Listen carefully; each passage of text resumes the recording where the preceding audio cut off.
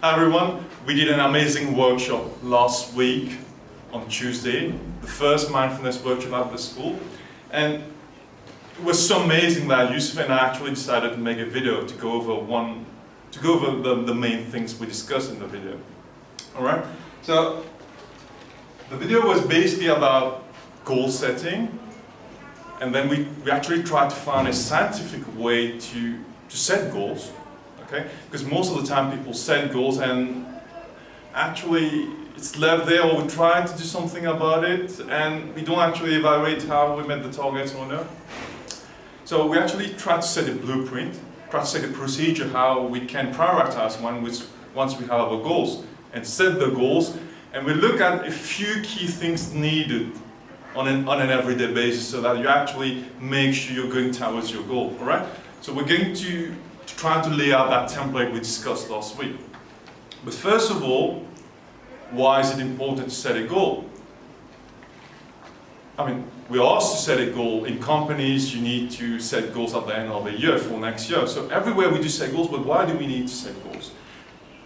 If we need to break it down to a very simple explanation, we set goals because we want to move from our current state to another state. Let's say you want to get more fit, so you set a goal about your fitness. So from your current state, you want to go to another state. So setting a goal creates an intent, creates a desire that you want to go to a better version of yourself. So that's like the core aspect of setting a goal. You want to become better, you want to become a better version of yourself, you want to become more productive in a company, you want more money, you want your health to become better. So setting a goal actually makes you realize that you need to do more, and that's very important. The day you stop setting goals, that day you just become stagnant, all right? Now let's look at the goal setting process in general. There's actually a research done by the University of Scranton which found out, and that's going to blow your mind, I'm going to write on the board. What was found out was that 92% of people, they don't succeed in meeting their goals. Can you believe that? So that was done by the University of Scranton. It was published in the Inc. magazine. And it says that 92% of people don't manage to meet their goals. So that means that only 8% of people are able to meet their goals fully. That's really a lot, all right? Now, why is it like that? You can't say that people did set goals and they don't have the desire to get their goals. It can't be that. It can't be that 92% of people are lazy. It can't be really that. So what's wrong is, we do have goals, that's very good, but maybe these goals are not important, maybe, so that's why we don't have the desire to get them, or maybe we don't have the real procedure, what we need to do to meet these goals. So that's why I focused on goal setting, because we all need to set goals, but actually I feel that we don't have a true blueprint about what we can do. So 92% of people don't succeed in meeting their goals, so that means 8% of people are successful in meeting their goals. Now, why is it like that? I tried to link it to something we went over in the workshop, which was the Pareto principle. Okay? An Italian economist called Pareto, sorry. So what he found out was that he found out that 20% of activities we do contribute to 80% of our results. So 20% of your activities contribute to 80% of your results. So that means that if you've got 10 goals, 2 out of 10 will contribute the most to your results. Now let's try to link it to real life.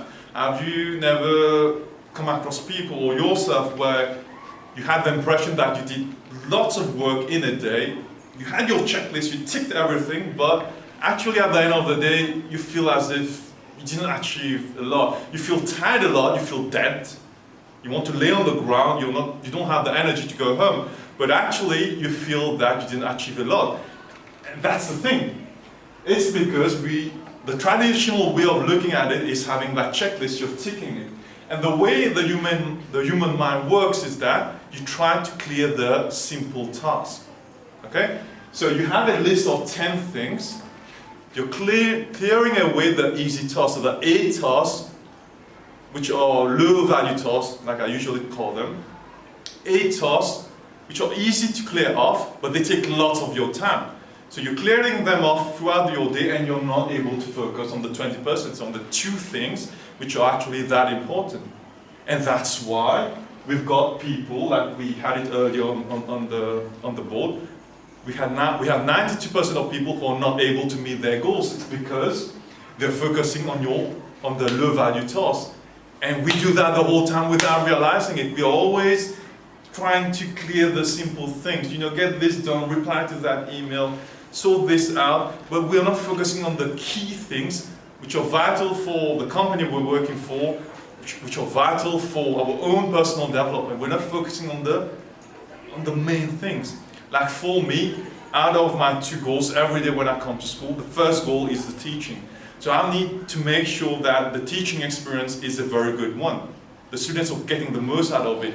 The other things, they are either second or they are third to 10. But the first thing stays the teaching in the class, all right? So you need to set your priorities right. Now, another reason why most people are not getting their goals is that these 2 things, the 2 things which contribute the most to your life, these 2 things are actually abstract in nature. Now, people are shy of challenges. They don't like doing the abstract things. They want, they want to cruise through it. Get enough work done and then be happy and go home. So people don't want to take the risk. They don't want to tackle the hard things. All right? So what you need to do, if you really want to become a better version of yourself, you really want to have an impact at work, anywhere you are, you need to find those 2 things which actually contribute the most to your life and to your workplace. All right? Now, what we need to do is we need to have a list of 10 things which you're trying to achieve over the next 3 months, let's say. Or you can even break it down for 1 week, for 1 day. That ratio actually works for any time frame, all right? So let's say we set a target for 1 week. In 1 week, I want to run 30 kilometers, and I didn't run for a really long time. On day 1, you start to run for a few kilometers, and then you build till by the end of the week, you actually hit your target, all right? So once you have your goals, you need to have a timeline. Now, if your goal is for 1 year, you have a timeline over 1 year, how are you going to achieve it? Sometimes when I do target setting, I talk to people and we set for 15, 20 years. And we look at different categories, life goals, things goals, personal goals. There are a wide range of categories. So for you guys, if you're in a school setting, it's going to be a short timeline, depending which year you are, till your exams. So you're going to have a timeline and build it up towards that. So timeline is very important. Now, once we have our 2 goals, all right? Once we have our 2 goals, is it fun? Are we going to achieve them? We found the 2 things which contribute the most. Now, we just said that the 2 things which contribute the most are actually abstract in nature. Now, if something is abstract in nature, you actually need to fuel a lot to make things work. So you have your 2 goals, 1 and 2. We actually need to have 3 key things which will push us towards our goal. So I'm going to draw 1 arrow here, a second one, and a third one. That's actually more, but I always break it down to 3 key things, which I always refer to throughout my day or throughout the year. The first thing would be hunger. You need to be hungry. You need to be hungry for results. You need to be hungry to be a better version of yourself. No matter where you are, whether you're head of a company, whether you're doing very well in maths, you want to be better at what you're doing. All right? So hunger stays the most important thing. Whether you want to improve your relationship with the children or with your friends, hunger stays the most important thing. You want things to become better. The day you stop being hungry, that's where you start to become complacent. So hunger stays the most important thing. You always want more, always, all right? The second thing would be focus. You can't focus on 2 things at the same time. let's say your goal is trying to improve your concentration, okay, your revision skills.